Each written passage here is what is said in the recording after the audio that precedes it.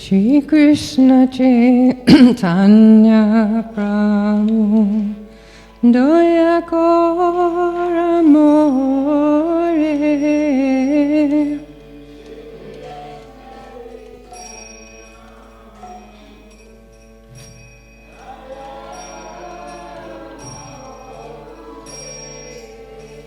Toma Bina Kerayalu Jagata Sansare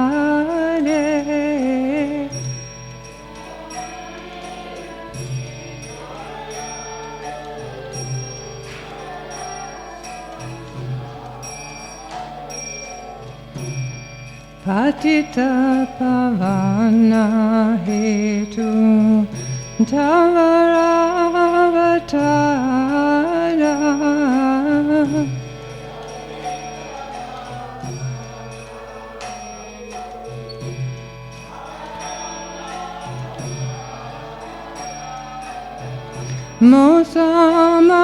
Mosamapajita Prabhu Napaiveara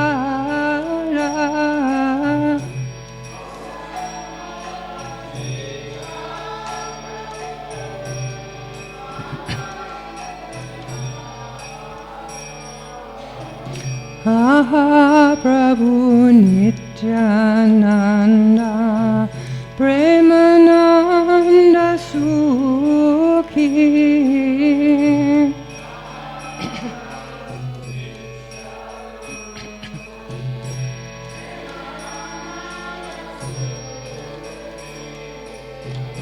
Kripa Balokana Karo Ami Baro Dukhi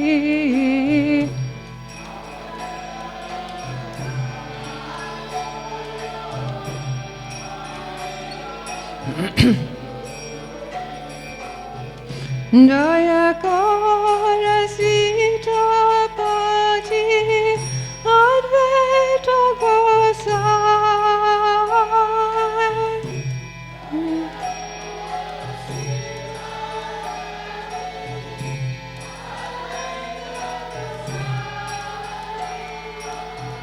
Java Kripa Bole Pai Caitanya Nitai Java Kripa Caitanya Nitai Aha Sarup Sanatana Ruparagunata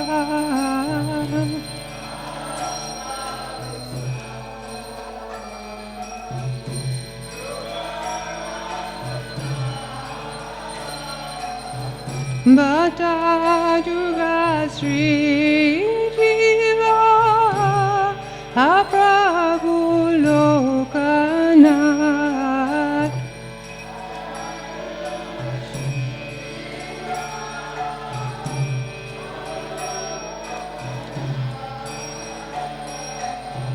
Daya Kora Sri Acharya Prabhu Srinivasa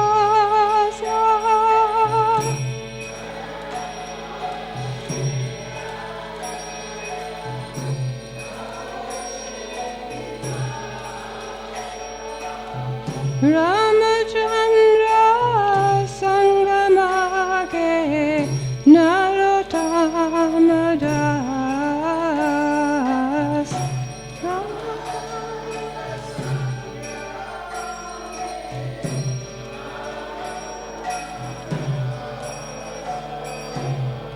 Shri Krishna Caitanya Prabhu Doya Kora More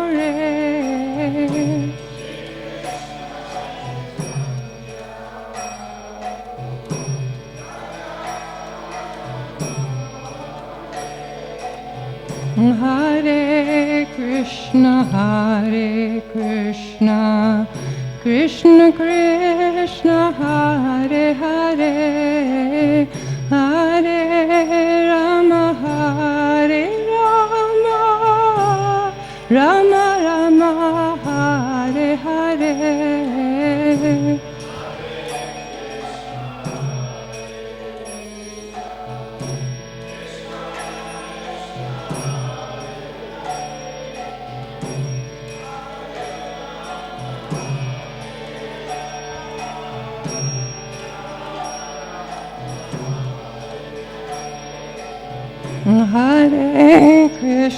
Hare Krishna, Krishna Krishna, Hare Hare, Hare Rama, Hare Rama, Rama Rama, Hare Hare.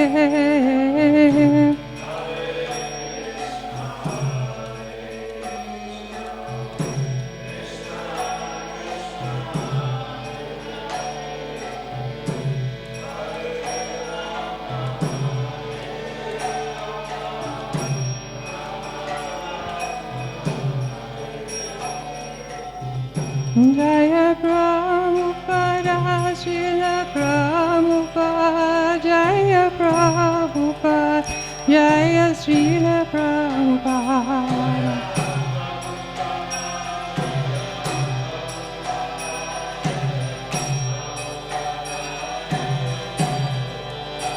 Jaya Prabhupada, Prabhupada, Jaya Prabhupada, Jaya Srila Prabhupada.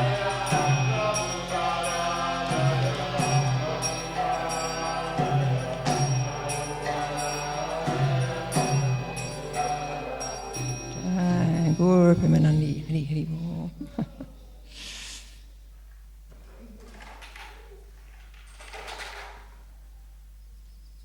Thanks, thank you. I'll fix it later. Thanks. Maybe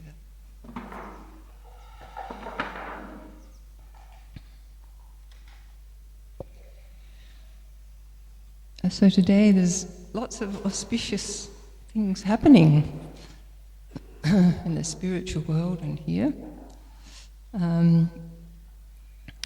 We're going to talk a little bit about Nimbakacharya, who's one of our great acharyas. We don't hear much about Nimbakacharya, so I thought it'd be nice to speak a little bit about him because today is his disappearance day.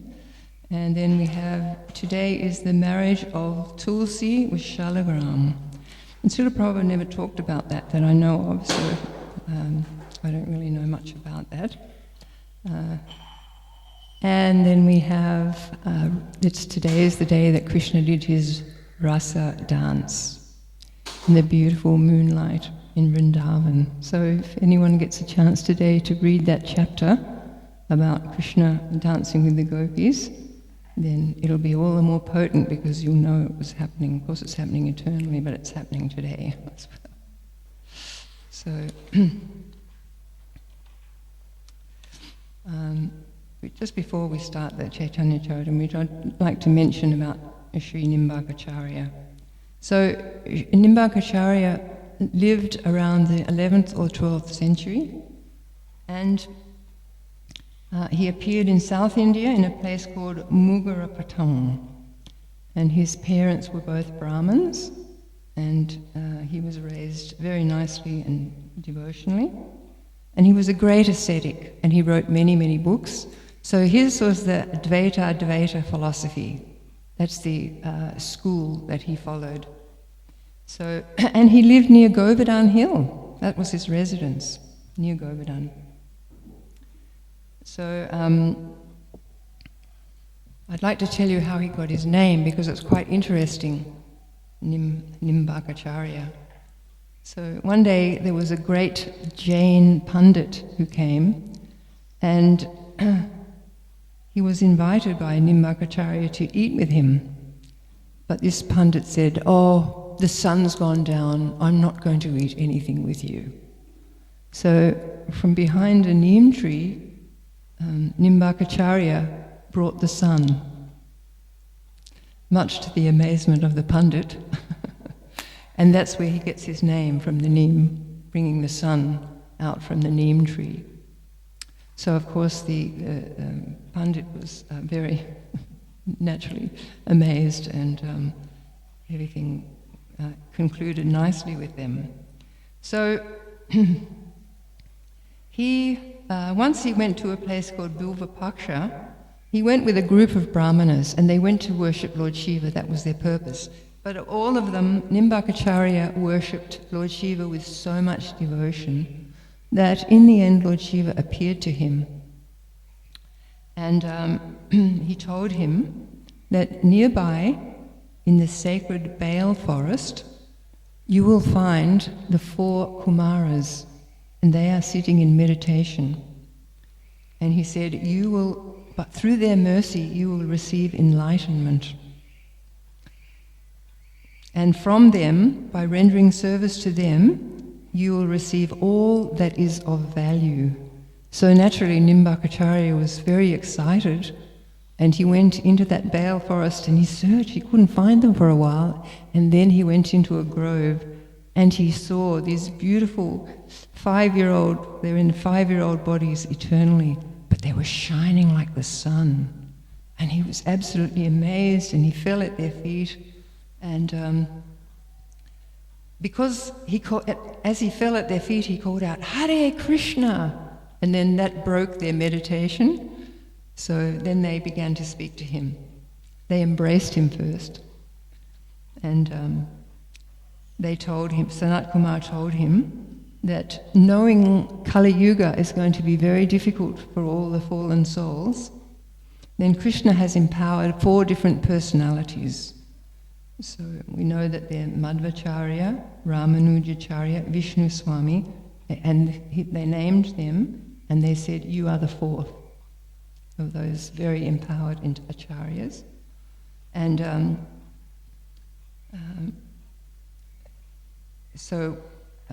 then he prayed to them that you please deliver me. He was very humble, of course, before these great saints.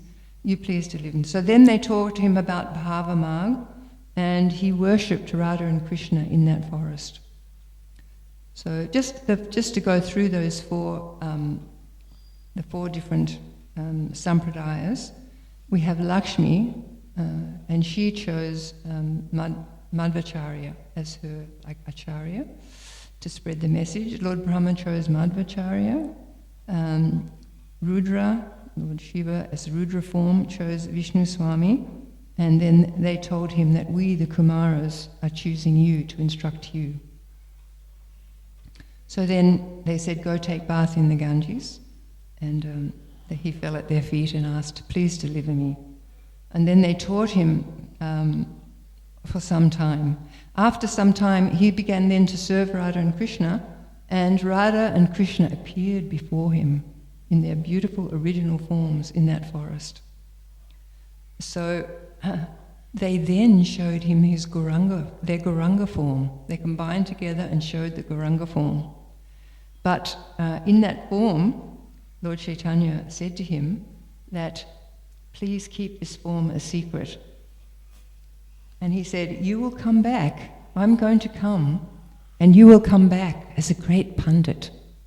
Keshava Kashmiri, he said, and I will take great pleasure in defeating you.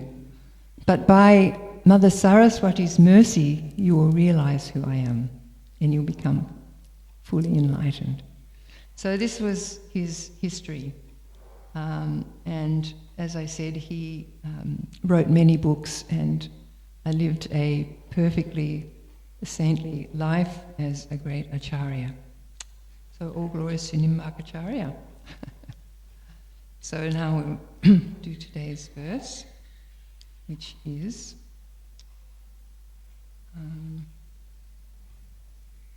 17,233, yes?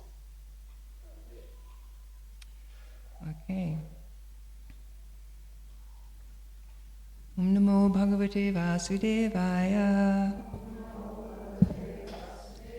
Om Namo Bhagavate Vasudevaya.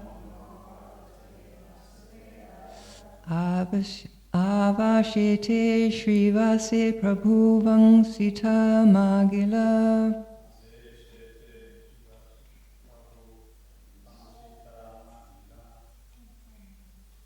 Sorry? Which one's on the board?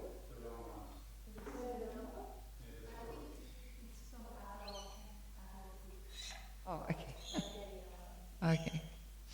Shrivasa kahe vangsito mara gopi hari nila.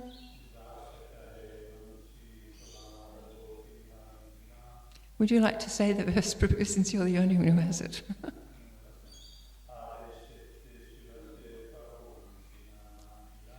Aveshate Shrivase Prabhu Vangsita Magila.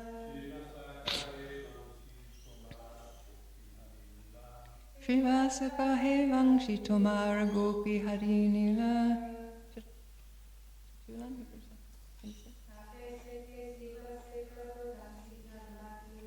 Aveshate Shrivase Prabhu Vangsita Magila.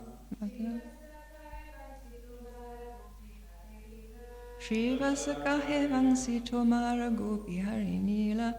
Aveshate in ecstasy.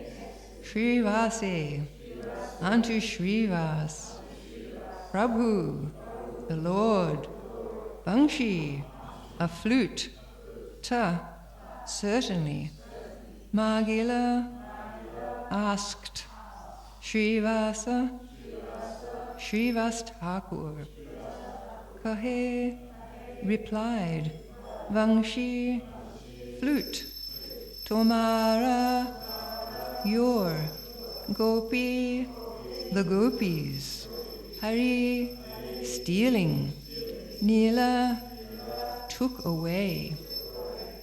In ecstasy, the Lord asked Shrivas Thakur to deliver his flute, but Shrivas Thakur replied, your flute has been stolen away by the gopis. Please repeat. In ecstasy, the Lord asked Shrivas Thakur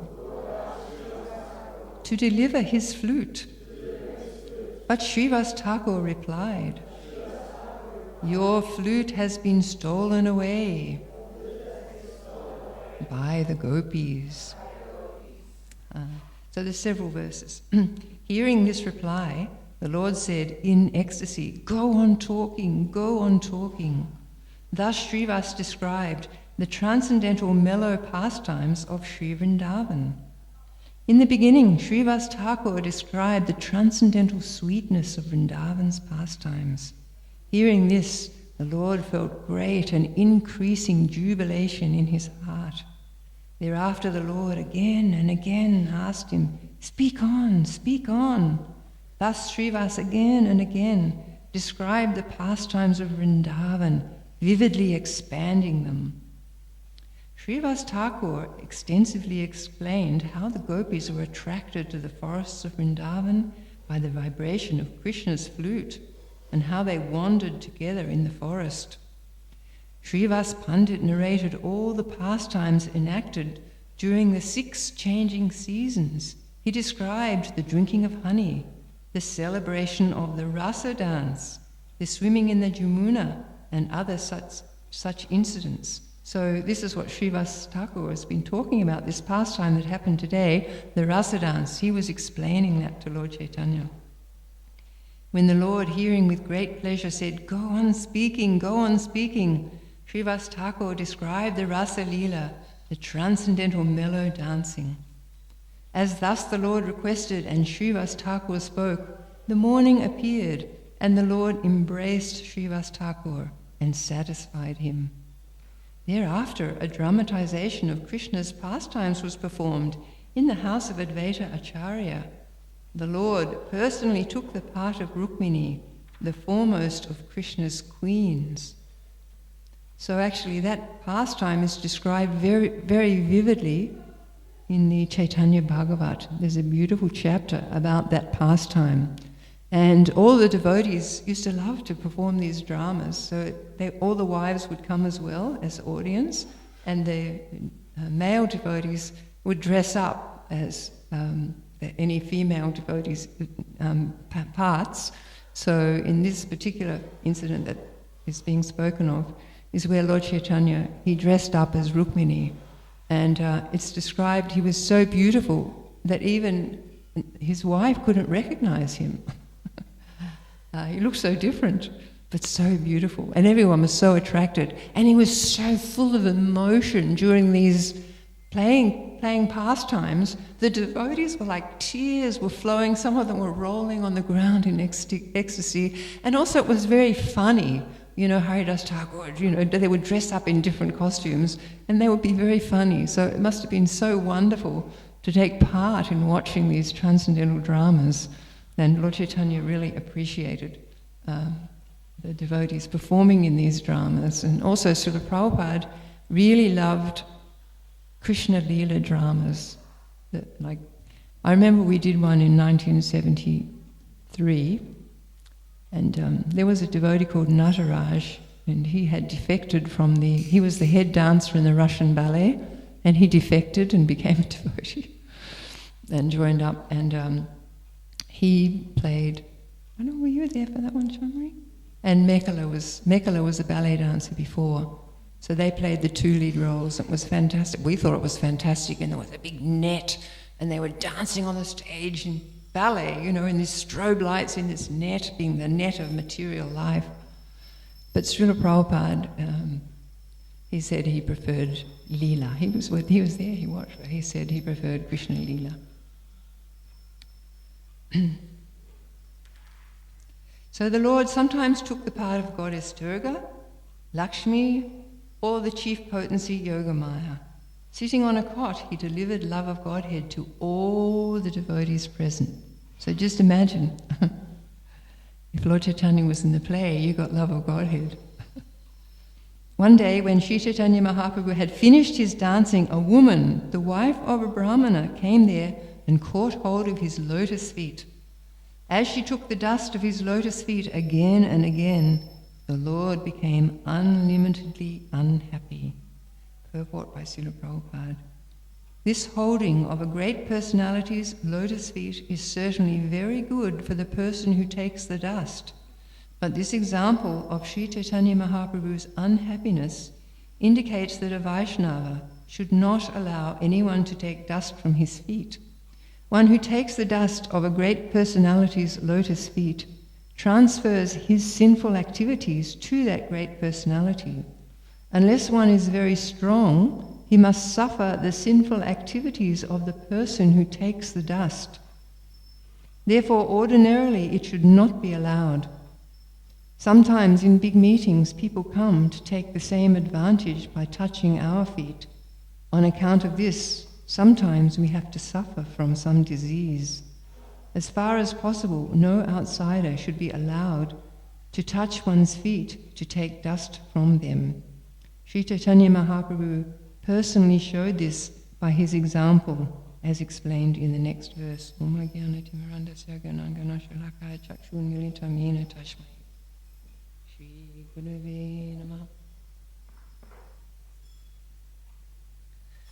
So, Lord Caitanya was relishing hearing these wonderful pastimes coming from the lotus mouth of Srivas Thakur.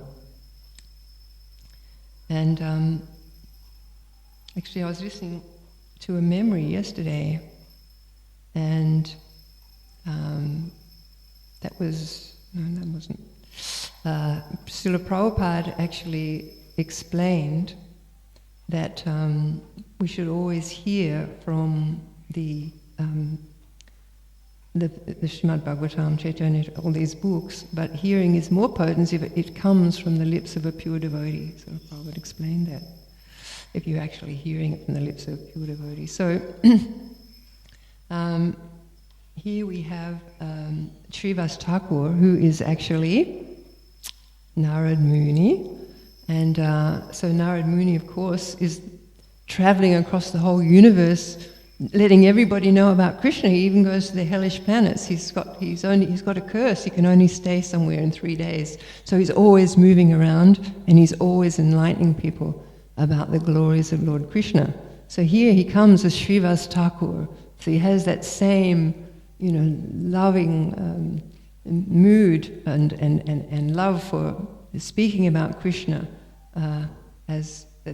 he has as Narad Muni. So Lord Caitanya was absolutely relishing it, and it also explained that he completely satisfied Srivas Thakur, because when Krishna is satisfied, then we become satisfied. If we can please the Lord by our service, then we naturally become satisfied. And that's what happened with Srivas Thakur. He felt natural satisfaction from pleasing the Lord. So, regarding taking dust from the lotus feet of the pure devotees. So, Srila Prabhupada speaks here about no outsider should take the dust from the lotus feet. But actually, he did allow his disciples to take dust from his lotus feet. And when I joined, the ladies, when we did Guru Puja, we would just do full dandavats in front of the Vyasa-san, Srila Prabhupada. And some of the women have told me, even in Australia, that when they first saw Srila Prabhupada, they did full dandavats and touched his lotus feet. So he didn't mind the devotees touching his lotus feet, but I don't know if you ever did it, Chamri. You did. Good on you.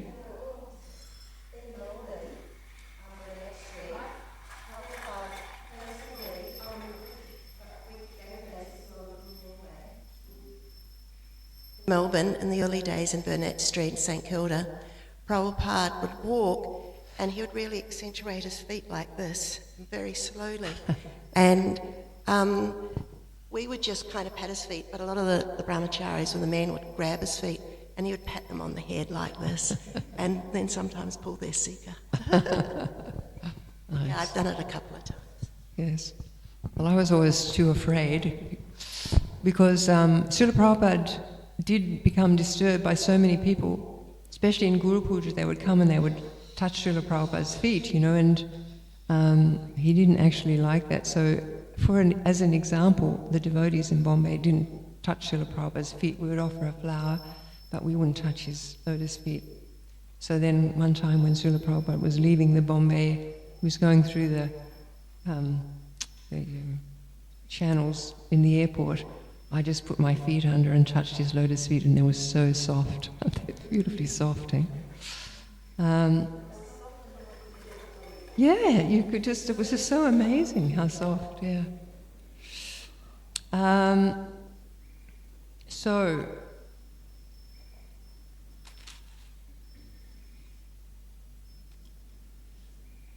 there are some very far out stories, however, if you listen to the Prabhupada memories, of some people who were, you could only say, degenerates, and, filthy clothes and lice in their hair and in a terrible state, but somehow they were so convinced of Prabhupada's purity and that Prabhupada could save them, that despite the devotees trying to keep them away, there's a couple of stories, they actually stretched out and got them. Prabhupada allowed them to touch his feet, and of course these particular ones, they became devotees anyway. So it's a tricky thing because everybody wants that dust, but then you have to be qualified to get it, it seems. So this woman was the wife of a Brahmana. She wasn't just a regular person. But Lord Caitanya was so disturbed by it. So Srila Bhaktisiddhanta never allowed anyone to touch his feet. That was his rule. Nobody should touch his feet. However, everybody was, eager, naturally. So when he was in 1911 in Balagai in Midnapur, there was a 3-day conference, and the 3-day conference was whether Brahmanas are superior or Vaishnavas are superior.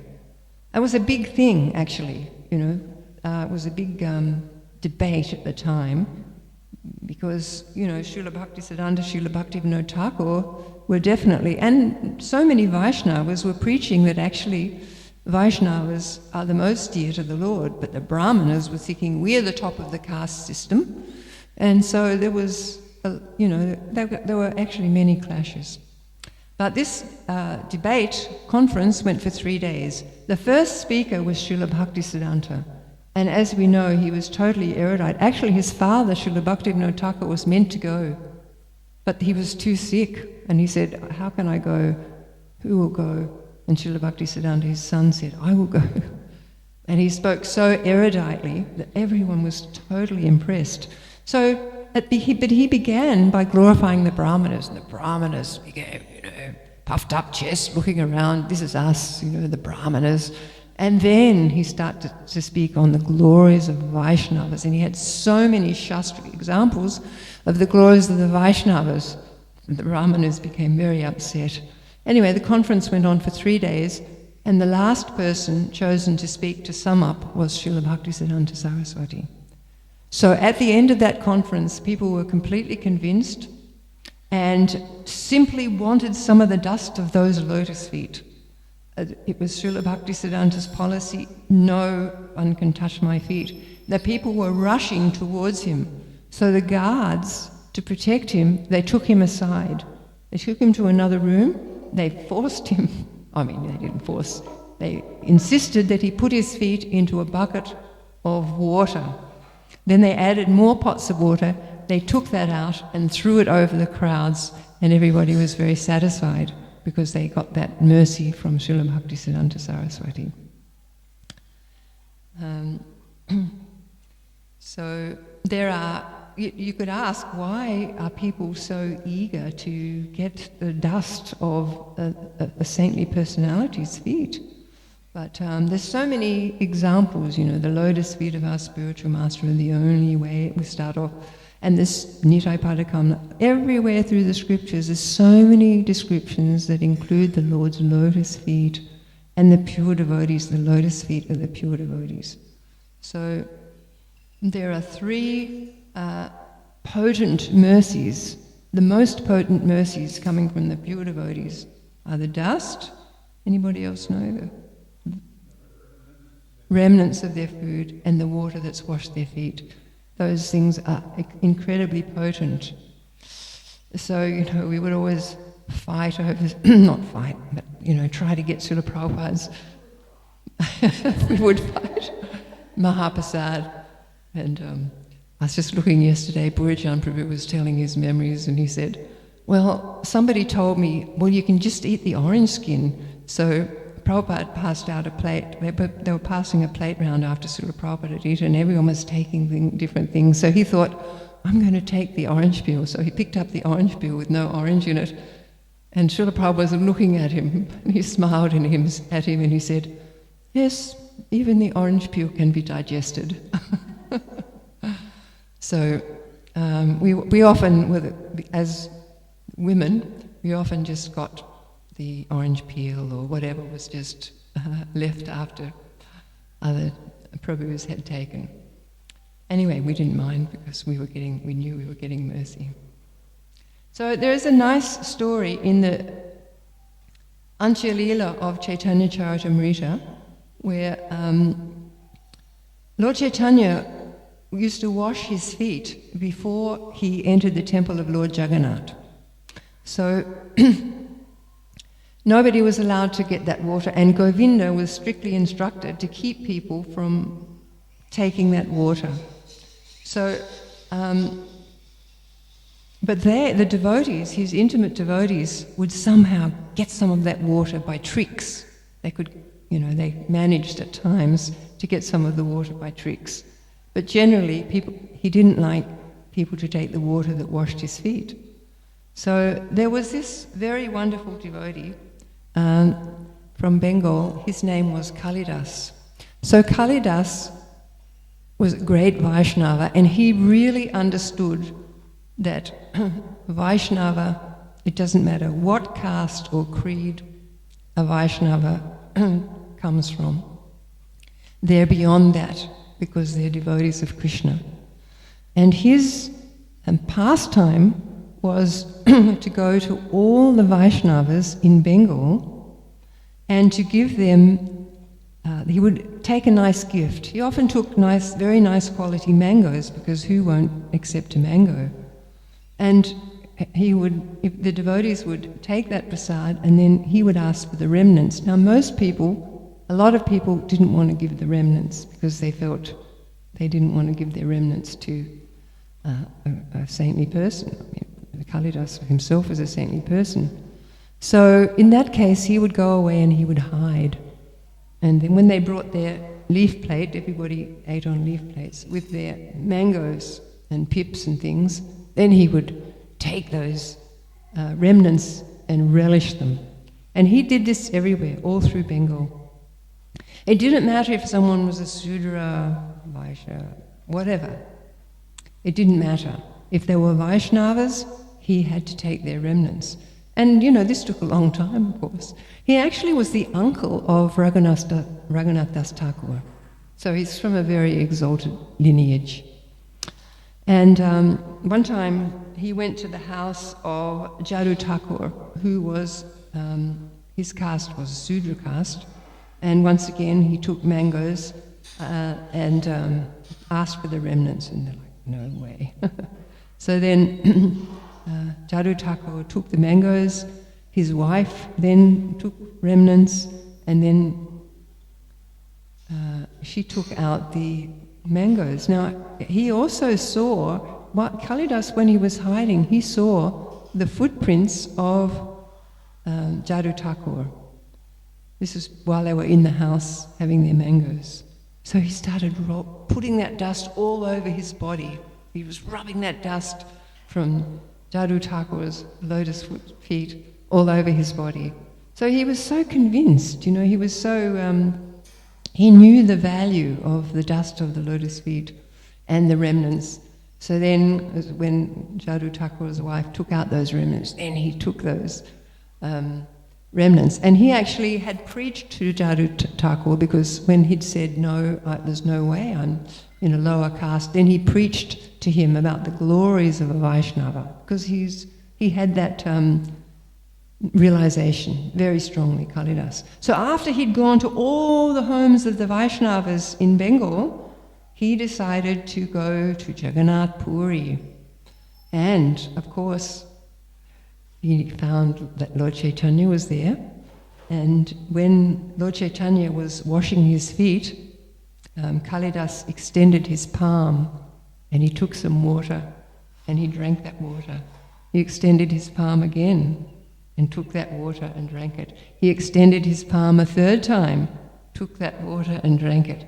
And when he put his hand out for the fourth time, Lord Caitanya said, "Do not act in this way. I have fulfilled your desire as far as possible." So he actually had given him those blessings. So I just wanted to read a little bit about those three important aspects of a pure devotee.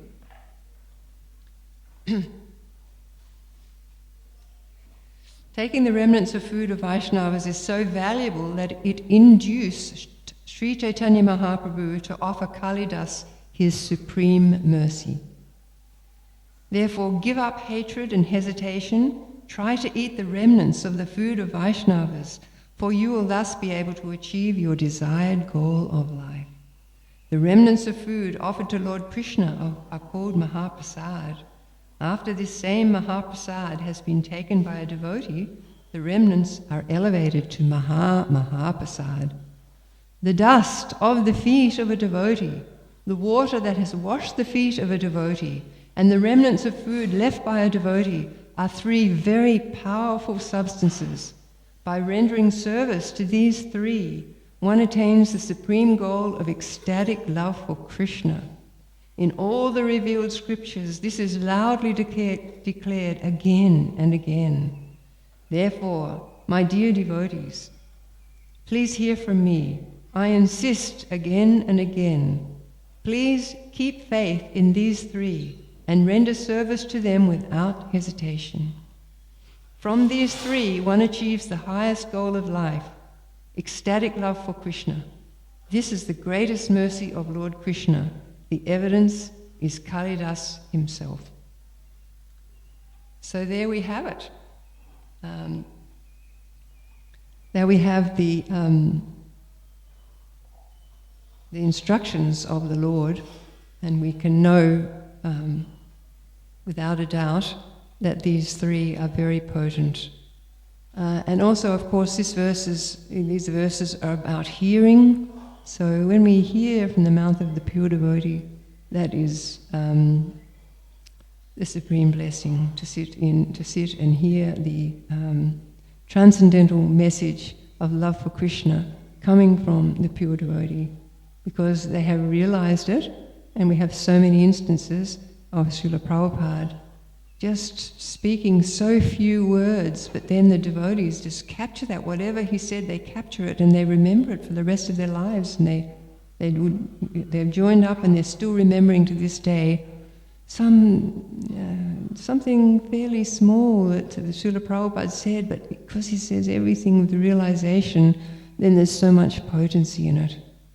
So whenever we can, we take that association, and it's very nice now that we have so many listening devices and we can actually hear from Srila Prabhupada his lectures all these years later, and he had so much foresight. In the beginning, the devotees were like, when Srila Prabhupada was asking them to record them on those old reel-to-reel, to record the lectures, they're like, why does Swamiji want this, you know? But now we have so much nectar available for everybody to be able to hear and get that purification. So, thank you very much. If you're able to read that Ras Leela today, this is the auspicious date and time and in Vrindavan that this occurred, and you'll get the benefit from that. And whenever you can, take the remnants of a pure devotee, or take the dust or the water, then please take full advantage. There's a funny story actually. Indradyumna Swami in the memories said that he and someone else, I can't remember who the other person was, they washed Srila Prabhupada's feet, and then they took the bowl and they rushed off, locked themselves in a room, locked the door, and then they drank it themselves, which is a bit naughty, and wouldn't let anybody in. They drank and drank and drank and drank until they couldn't drink another drop. So they were very eager for the mercy. So, you know, and even like prasadam too, like when we're out on the streets in Rath Yatra, in the old days, we just used to throw off like these date balls. We'd make dozens and dozens of date balls and just throw them off. And it didn't matter, the devotees would just pick them up from the street and take them. You know, it's not like prasadam doesn't get contaminated. And I have another story about prasadam not getting contaminated, and that is at one time in the backyard of the temple, maybe this was in Cuttack in Orissa, I'm not sure where it happened. I think it was in Cuttack. But anyway, there were pots, big earthen pots out that had a festival, and the pots were in the backyard before everybody went out and took prasad, and someone rushed in and said, Srila Bhaktisiddhanta Maharaj, a dog just ate out from one of the containers. What should we do? And Srila Bhaktisiddhanta went out and said, which container? That rice container. And he took prasad, put it in his mouth, and he said, prasadam is never contaminated. So, alrighty. Thank you so much. If anybody has anything to add or...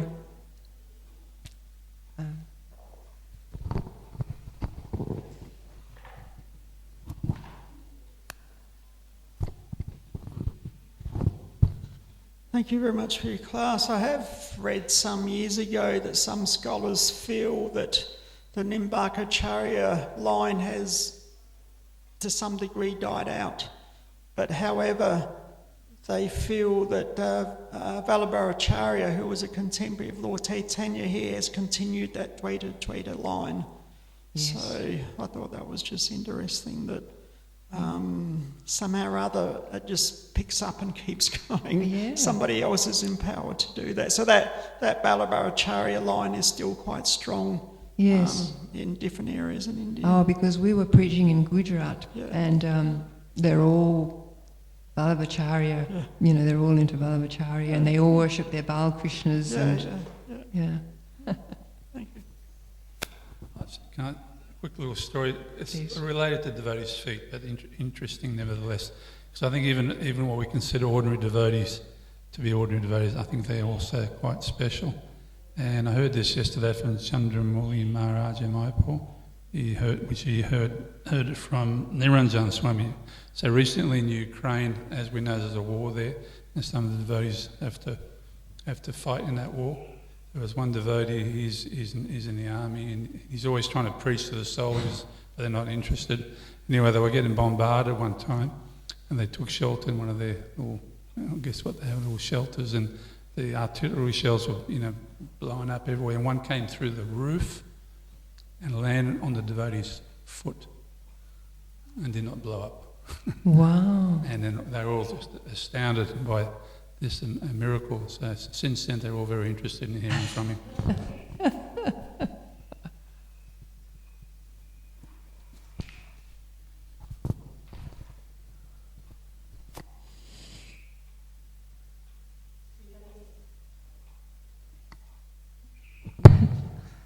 Regarding the touching the feet of devotees, because also it happens that between the devotees, out of loving exchange, we touch each other's feet.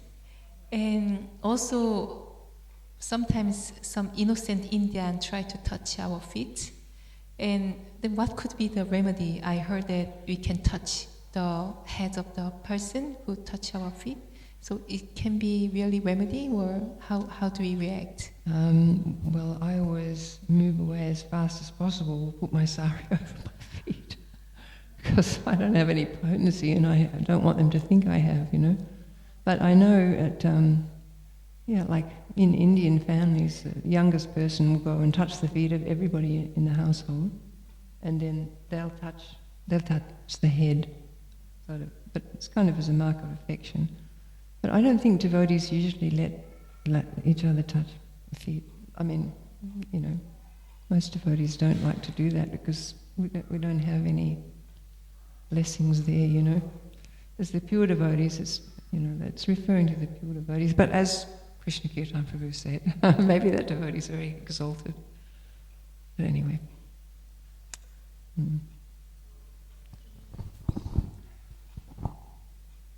Even though I was personally there when Prabhupada let us touch his feet several times, I've also seen Srila Prabhupada have a servant say no.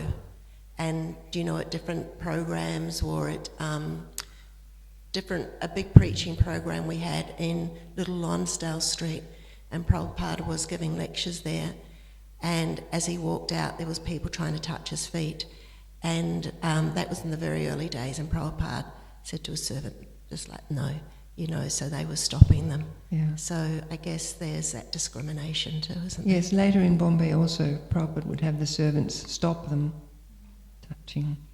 Because in this purport he says that sometimes we get sick, so he was feeling the effects of that.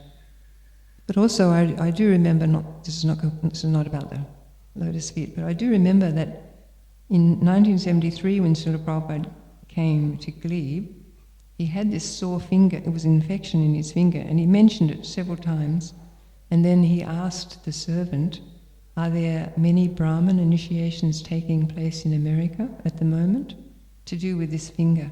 Because at that time they take like the full karma, the spiritual master takes the full karma. So that was we felt really bad about that.